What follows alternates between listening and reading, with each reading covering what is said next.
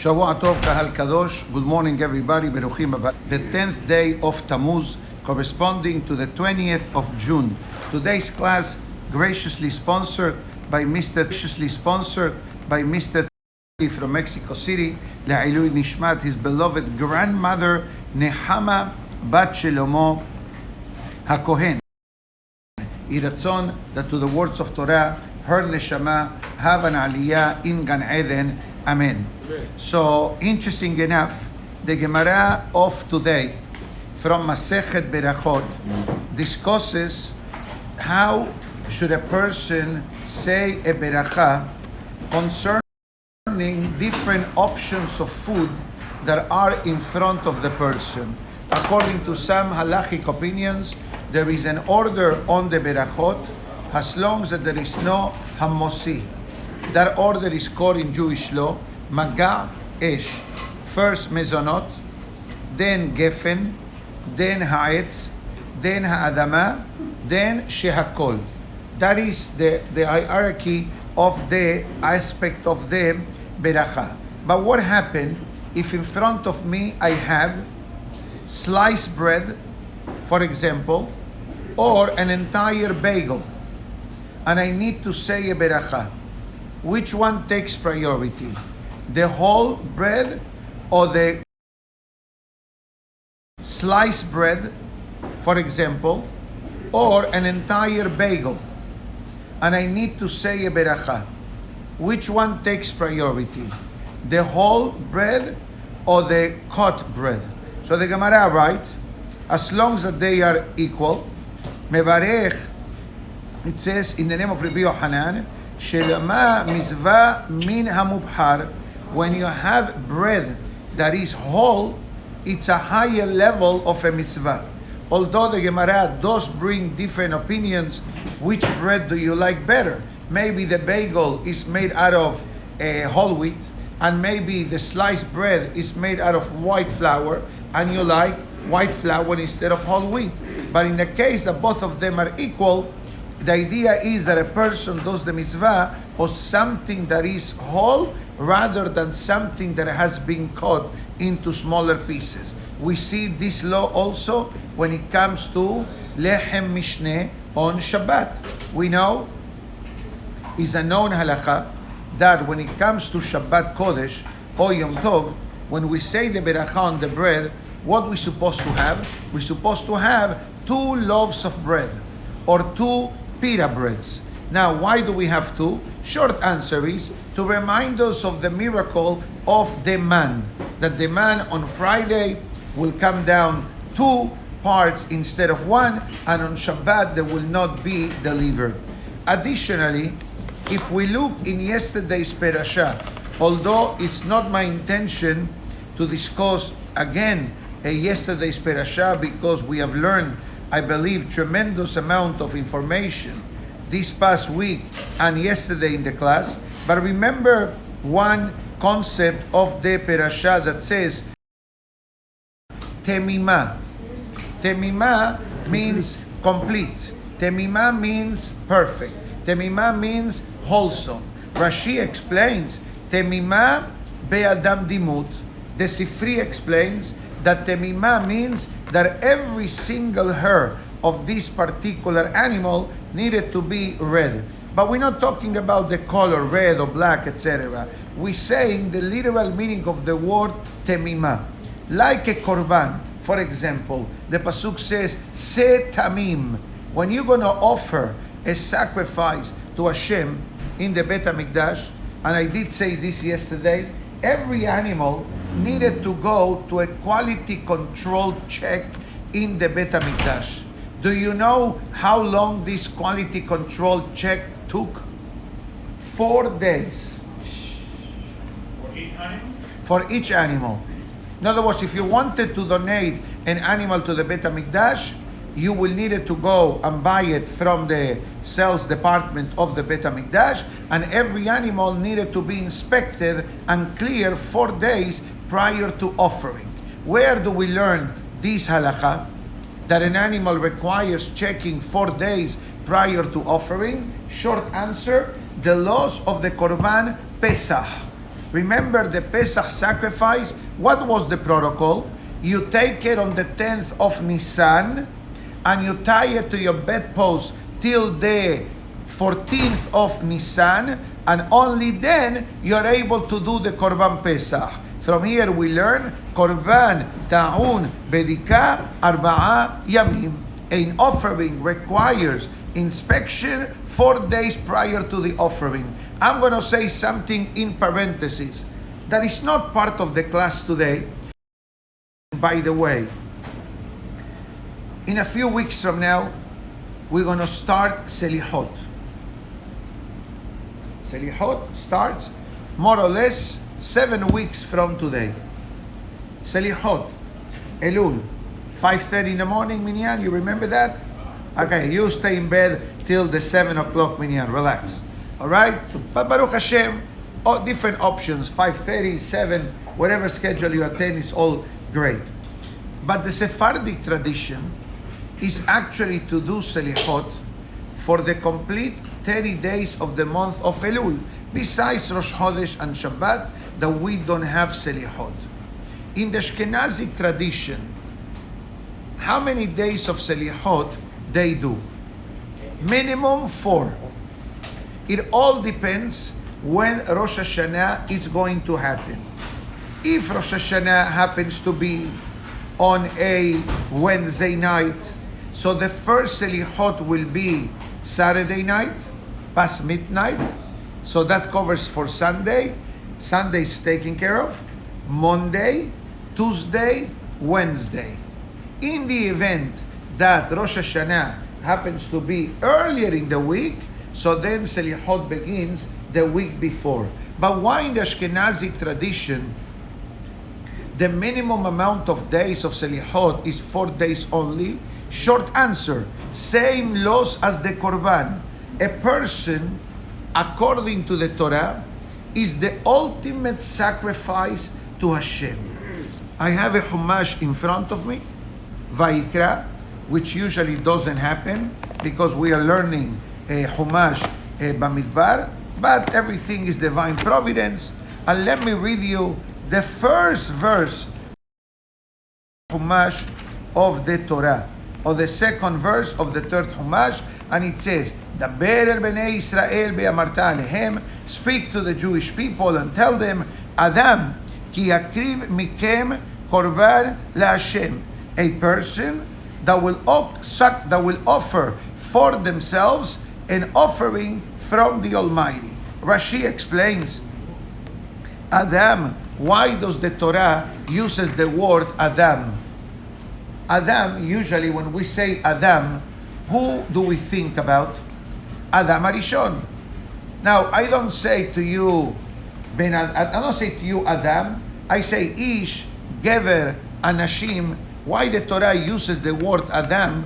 What has to do Adam Arishon with the Korbanot? Rashi answers, Ma Adam Arishon lo ikriv min hagezel, שהכל היה שלו, אף אתם לא תקריבו מן הגזל. Rashi says that the Torah is telling us that a person is not allowed to offer a sacrifice from an animal that has been stolen. If a person stole an animal and brought a sacrifice, that sacrifice is worthless, has no validation or validity whatsoever. We learn this from Adam. Like Adam Arishon, whatever he offered belonged to him. Also, when we offer a korban in the Bet HaMikdash, it needs to be owned by the person and not stolen. That is Rashi. But let's go further. Adam ki yakriv mikem, a person that will offer from themselves an offering to the Almighty. And this pasuk, grammatically, really doesn't make sense. If I need to write this verse, Adam, a person, okay, ki yakriv korban laHashem, will offer a sacrifice to the Almighty. Why the Torah adds the word mikem, from yourself? Why? Obviously, if I already said that I cannot be a stolen animal, it means that the animal must be owned by me. So why this word mikem? to teach us that the ultimate sacrifice is not an animal, is not a sheep, is not a goat, is not a ram, is not a bull. You, me, you, each and every one of us can do the sacrifice to get close to Hashem. At the end of the day, the word korban, although korban means a sacrifice, you know what is the root word of the word korban? Kerav, karov, get close to. You want to sacrifice to God? Forget about animals. You don't need Aberdeen Angus. You don't need USDA Prime. You don't need USDA Choice. You don't need to have nothing. Just make a step closer, to take a step closer to God. That is the best sacrifice. For example, we got up today in the morning to pray, right? And to learn and to come to shul. That is called a sacrifice. Why? I'm sure that some of us, including the speaker, would have wanted to stay in bed. What do you think? Only you have a Yetzer Hara? I also have a Yetzer Hara. My Yetzer Hara comes in all sizes, in all shapes, in all colors, at all hours of the day. You take care of him, but I struggle with him, especially getting up very early. And he comes to me and he tells me, Yosef, the Rambam says that you have to sleep 8 hours a day. Yani he quotes, tells you what the Hachamim say. But, right, he brings a re'ayah, he brings a proof. That's our holy rabbis tell us, that many times the Yetzer Hara dresses himself like a mitzvah. He gives you the rashot. Ushmartem meot et nafshotechem. You have to take care of your health. Last night you had this case, that case. You went to sleep 1:30. You're going to get up at the 5:30 minyan. Forget about it. I mean, you need to support the 8:30 minyan. And then the 8:30 becomes the 9:30. And then by the time you wake up, you realize, hey, but now what did we do? We did completely the opposite. We put on the gloves and we said to him through our actions, thank you, but no thank you. Now I'm going to do a korban to Hashem. A sacrifice. What sacrifice? Coming early to pray and to learn. That is the best sacrifice, by the way, that a person can do. If we think, the Pasuk writes in the Navi, Ha'irse Hashem be'alfe elim, ki im lishmoa be'divrei Hashem, or be'kol Hashem. It says, do you think that God is waiting for any one of us to offer 1,000 sacrifices? God rather us listen to the commandments of the Torah, listen to his guidelines, than offering sacrifices. King David, I have the book of Tehillim in front of me. Very easy. We say this actually every day of our life. In the Mincha, the Pasuk says, Ki tov yom b'chaserecha me'alef, b'harti istofef bebet Elokai. God says to King David, Ki tov yom, I enjoy one day with you, King David, learning Torah, me'alef, from the thousands of sacrifices that your son Shlomo will offer in the inauguration of the Beit HaMikdash. Rabotai, we say this verse every day of our life. In the beginning of Mincha, before the Ketoret, look in the Namnaseach. That's exactly what we say. So going back, so what do we understand from this opinion of the Gemara? That, and this is a foundation statement for all of the mitzvot of the Torah, that a person must do the mitzvah to the best possible. In a Hachad term, this is called mitzvah mina mubhar. What's the ideal way of performing a mitzvah?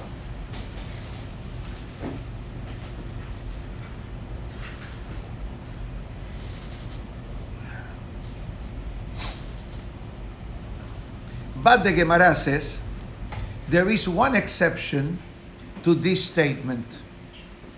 When it comes to the night of Pesach. Remember the night of Pesach? we start the seder with 3 whole matzot. The first few steps of the seder, we have a step called yahas. We split the matzah in half. The half matzah, we save it for the afikoman. Towards the end of the seder, we do mish'arotam, serurot, besivlotam. And then what do? We bring the broken piece that we have from the middle matzah, and we put it back into the tray of the maso. And then when it comes to do, we have, let's say, we have something like this.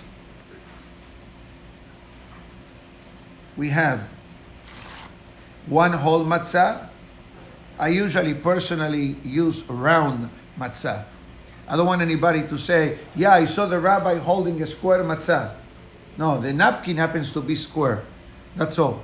Okay? I personally use handmade matzah the way many people do, Baruch Hashem, the way the Halacha writes. So I have 1 whole matzah on top, 1 whole matzah on the bottom, and then I have, let me take that napkin as well. Thank you very much.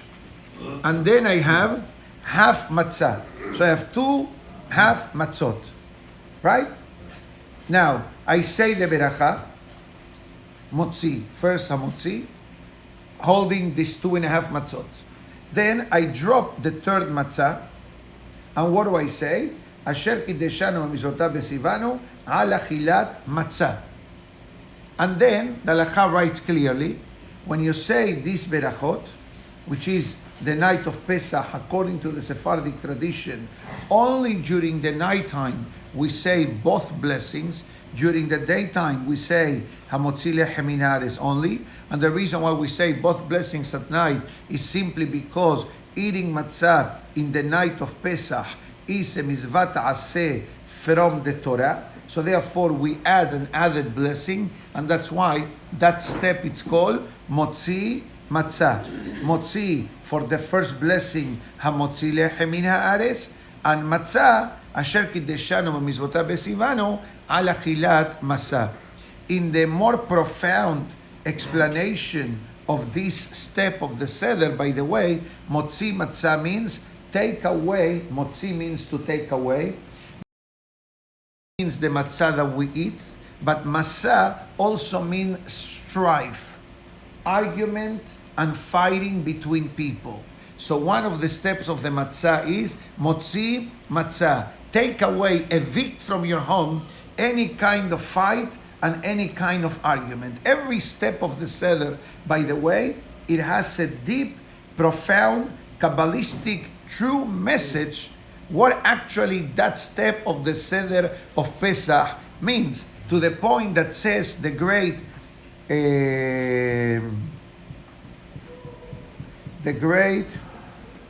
I know the book is a brown book with gold letters and has a die on the side notes. I have it in the office. Second shelf from the window. All right? On the upper shelves. I give you GPS location. Doesn't get better than that. Be'er Mayim Hayim. The fountain of the living waters. Although Be'er Mayim is a Hasidic company in Brooklyn that manufactures sodas, seltzer, all with Hasidic supervision. In the Hasidic world, you don't see Coca-Cola, Sprite, Dr. Pepper, none of the above you'll see. You'll see Be'er Mayim. Right, Victor? Be'er Mayim. That's what they call it. So this book is called Be'er Mayim Hayim, the fountain of the living waters. And he says that the night of Pesach, it's the night that a person has the opportunity to recreate their life. Meaning to say, you can. In the night of Pesach, we have Seder. Seder, right? What's the meaning of the word Seder? Order. So our life needs to have order. You cannot live a life without a control. It's like you driving a car without brakes. Right? Can you drive without brakes? What happens if, God forbid, a person has no brakes in the car? God forbid, but I don't want to even say what happens to the person. So it says the night of the Seder of Pesach is an opportunity given to each and every one of us to reset our life. You may say, listen, but in the Seder of Pesach, we have maror, we have bitterness. So this is also a message that life is not a valley of roses or the la la land, the way people expect. Life comes with challenges, with setbacks, with easy moments, with happy moments, unpleasant moments, but that's what makes life. So it says, the Gemara, so hold on a minute, I don't understand you.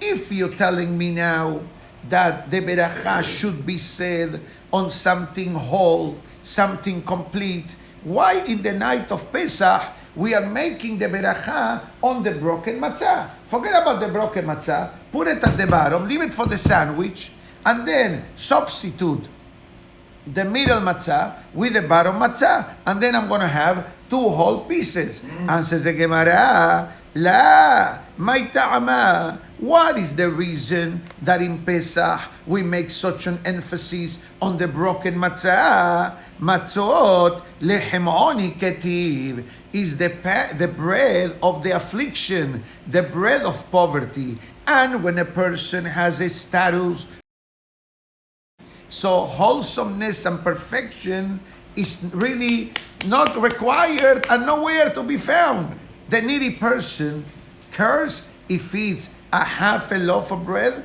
or an entire loaf of bread. The needy person wants to do what? They want to eat. That's the reason why in the night of Pesach is done this particular step. But the Mefarshim explain that, but the main beracha, which is Hamosi lechem min haaretz, how did we do it?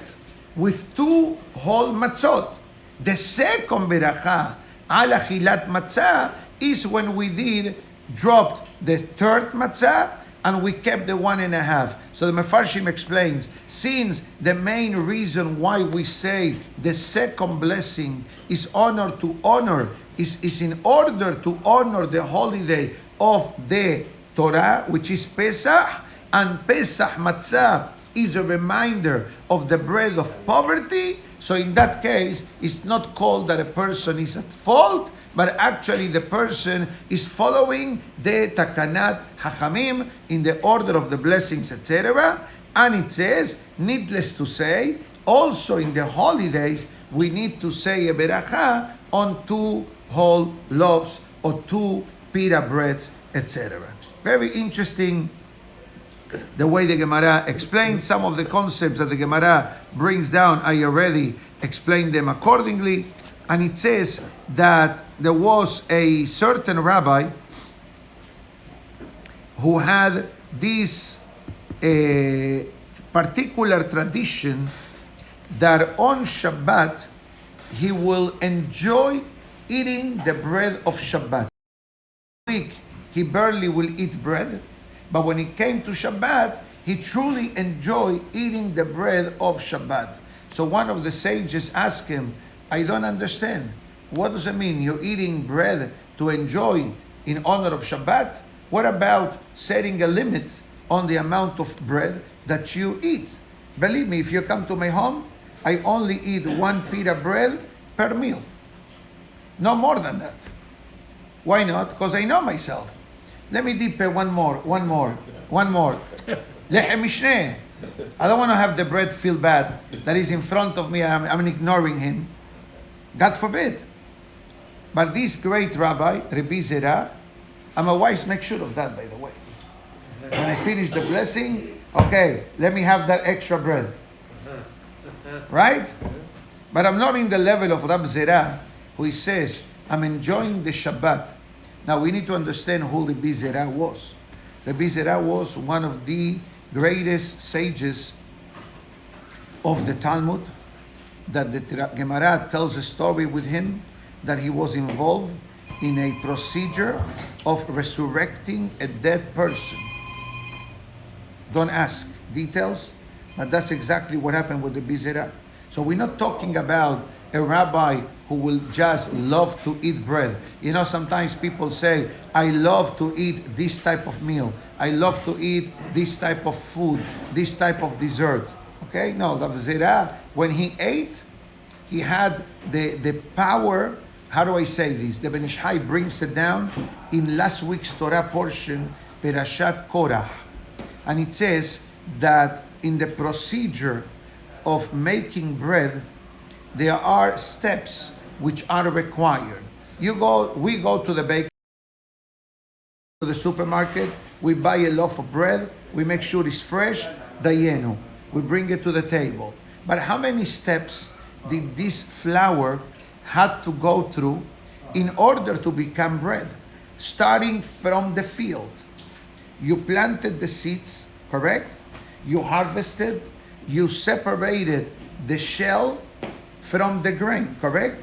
And then you take the grains to the mill, and the mill grinds it, and then you sift the flour several times to remove any residue, and then probably you grind the flour one more time because you want it to be really wine flour. So the Ben Ish Hai explains that all these steps that we're talking about, especially the separation of the kelipa, the separation of the shell of the grain and the actual grain, it's a Kabbalistic concept known as kelipot.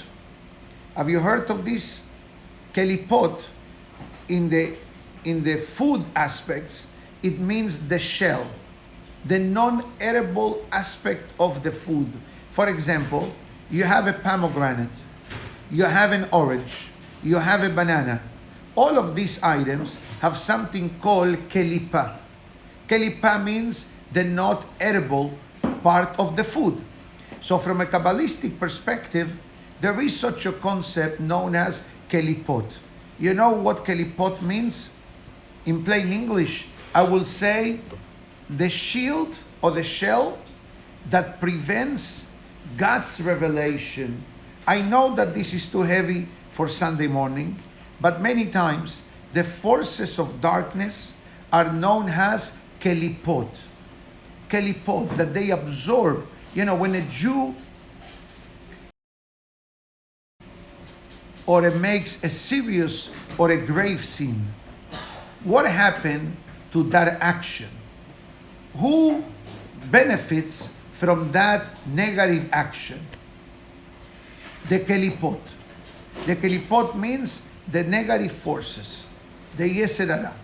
So it says, interesting here, the Gemara, that Rav Huna, it says, the way that he ate in honor of Shabbat, he ate lichbot Shabbat Kodesh. What does it mean?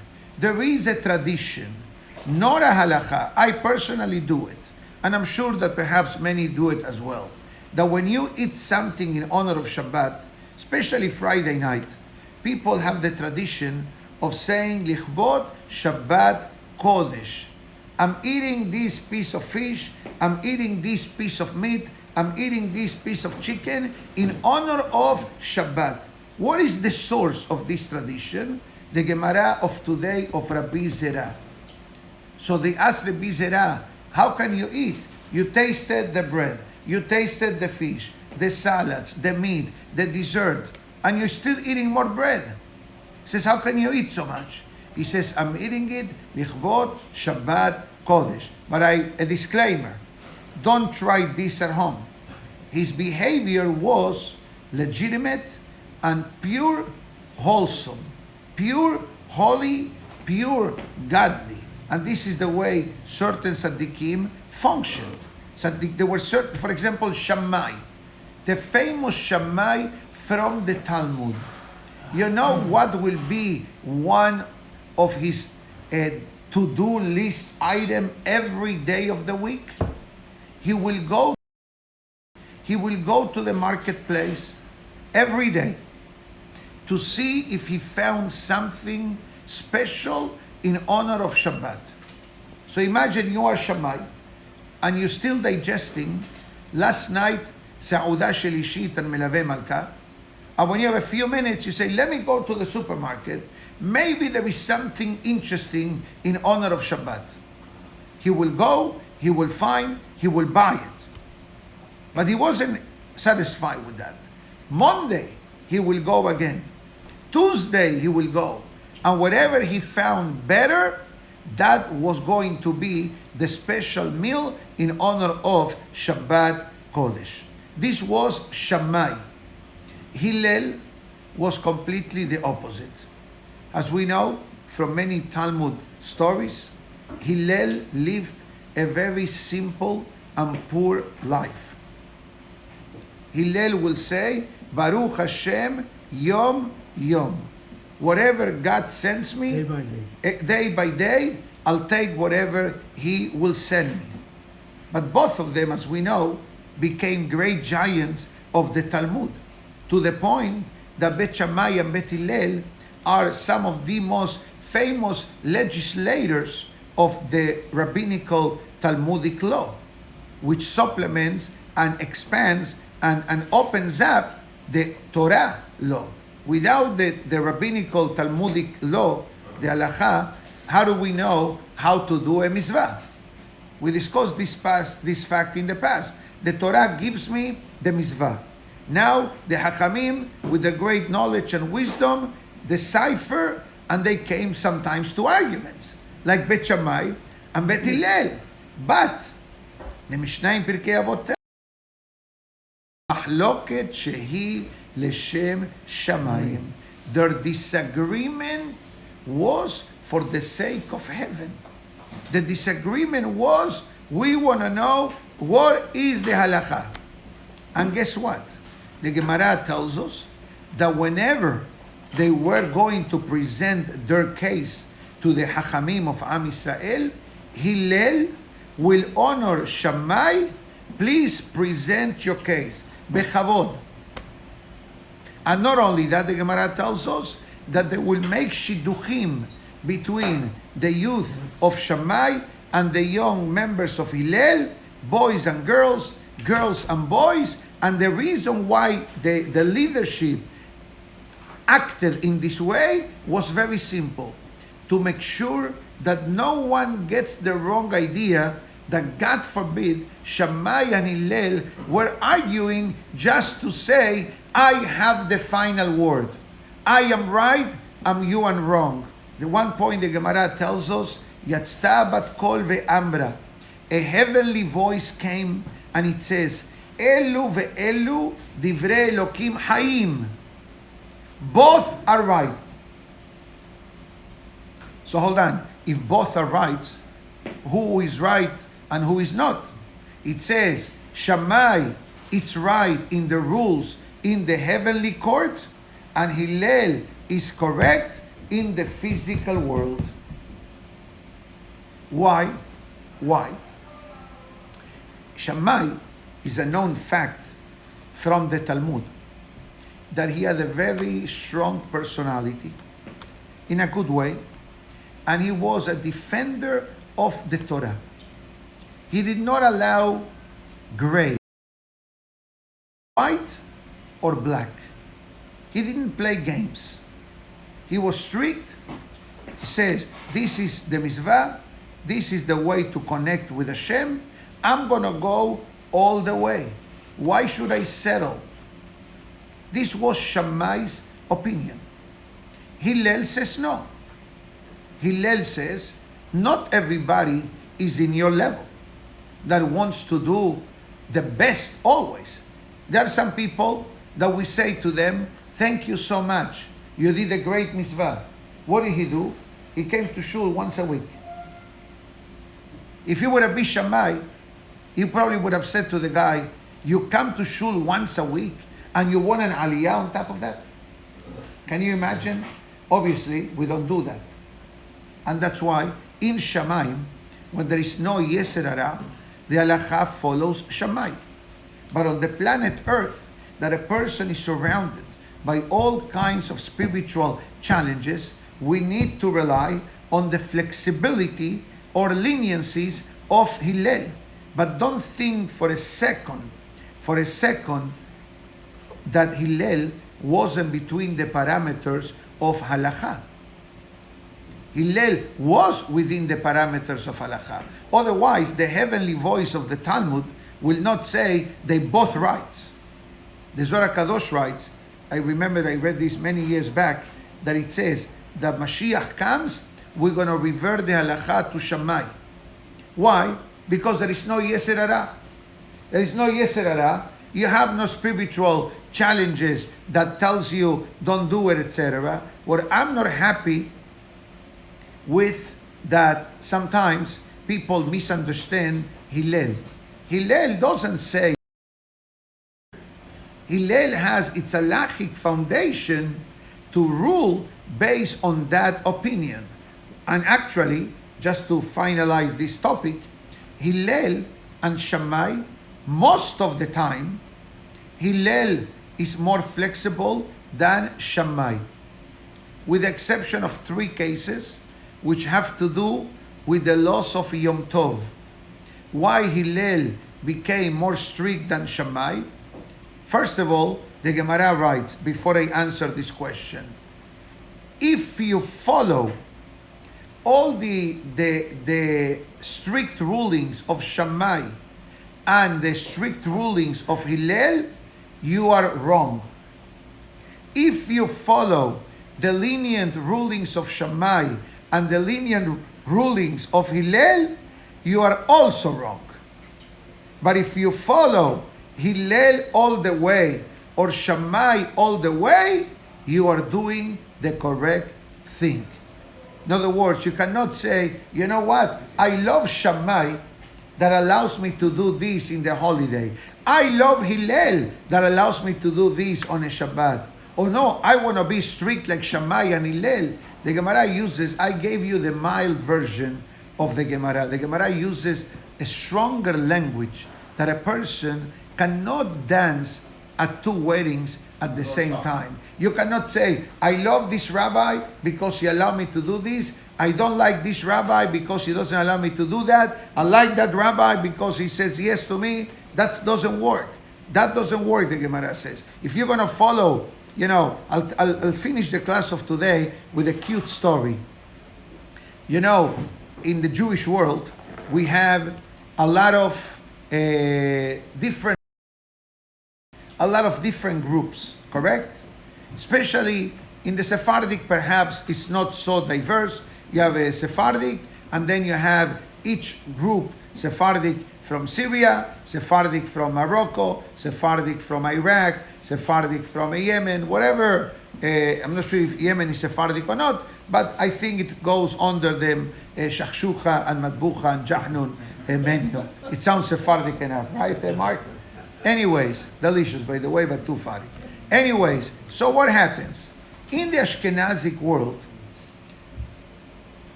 groups are a bit different. For example, in the Hasidic world, you have a lot of different dynasties. This comes from after the passing of the Baal Shem Tov. Each student of the Baal Shem Tov follow a certain pattern in the Hasidic world, and today could be maybe 20, 30, 40, or 50, who knows, Hasidic groups. And one time, there was a group of Hasidim traveling in the train in Europe. And when they started to talk, each one started to talk about the rabbi. And one fellow says, my rabbi is the greatest. They ask him why. Because I asked him an advice for a business investment, and the business flourished tremendously. Another Hasid says, my rabbi is greater than yours. I asked him for a shidduch, he gave me a blessing, 3 months later I was engaged. My rabbi says, is even better. I've been married for several years without having children, and he gave me a blessing, and within the year we had a child. So each one is promoting their own rabbi, their own rebbe as they call it, explaining why the rabbi was the greatest. So then there is a fellow sitting in a corner of the wagon, and he's reading a book of Tehillim, from the book of Tehillim, and they ask him, "No, Rabbi, tell me something about your rabbi." So he says, "What can I tell you? I went to my rabbi for a blessing and an advice on a business proposition. I follow exactly what he told me to do, and the business failed in 6 months. There was no business after 6 months. So what's so special then about your rabbi? He gave you an advice that definitely failed." He says, "You know what the difference is? That he's still my rabbi." All of you guys promote your rabbi and are happy with the rabbi because you got something out of it. He gave you a blessing for business. He gave you a blessing for a shidduch. He gave you a blessing for a child. But my rabbi, I follow exactly what he told me to do and fail royally. And that's why the Gemara says, the Mishnah actually, in Pirkei Avot says, "Aseh lecha Rav." Make yourself one rabbi. Don't do rabbi hopping. Don't do shopping for a rabbi. Sometimes you put Google and ask you looking for a rabbi, they give you 20 options. Thank God I'm not in those 20 options list, because they show you all kinds of colorful characters, but obviously that's not the topic of the day. And many times, I may have said this in the past, people, sometimes visitors, sometimes they call me or they ask me a question. And not all the questions are simple or easy to ask. Obviously, if you call me to find out what time is Minhan Arvit, I'm not going to tell you, go ask your rabbi. If you ask me, "Rabbi, what time Shabbat is?" I'm going to give you. But let's say that you ask me a much more delicate and complicated halachic question. You know what will be my answer? Did you ask your rabbi? I want to hear your opinion. He says, "My opinion is irrelevant. I don't know who you are. I don't know your spiritual level. I don't know really your family situation. Some questions is not a simple answer." Sometimes they say about Hacham Baruch, alav shalom, that people saw how sometimes people will ask the same question, 3 different scenarios, 3 different people, and the answer will be 3 different answers. And someone asked him, "But Hacham, isn't yes or not answer?" He says no. It all depends, the answer many times, at the particular circumstances that a person finds themselves in. And as a rabbi, I can tell you that this happens more often than you think. Obviously, there's certain answers, as I said before, black and white. Is this kosher or not kosher? Is easy. But there are certain scenarios that requires a bit of the Hillel mindset in order to show some flexibility, but as I said before, between the parameters of Jewish law. Concerning the question that I left pending a few moments ago, why in the laws of Yom Tov, Hillel is more strict? So the short answer is that the holiday laws, the laws of the holiday, to begin with, are more lenient than on Shabbat, correct? On Yom Tov, without Eruv, you're allowed to carry. On Yom Tov, as long as you have a pre-existing flame, you're allowed to cook. You're allowed to do a lot of things on Yom Tov that on Shabbat you're not allowed to. So Hillel was afraid that people just utilizing this foundation that Yom Tov is more lenient than the Shabbat may come and may allow themselves to do certain things following Hillel reasoning. Oh, the reason why Shammai says that on the holiday, right, you cannot do this is because Shammai, he always likes to say no. True. And Hillel always wants to say yes. So Hillel says, "Tanna shoy rohi."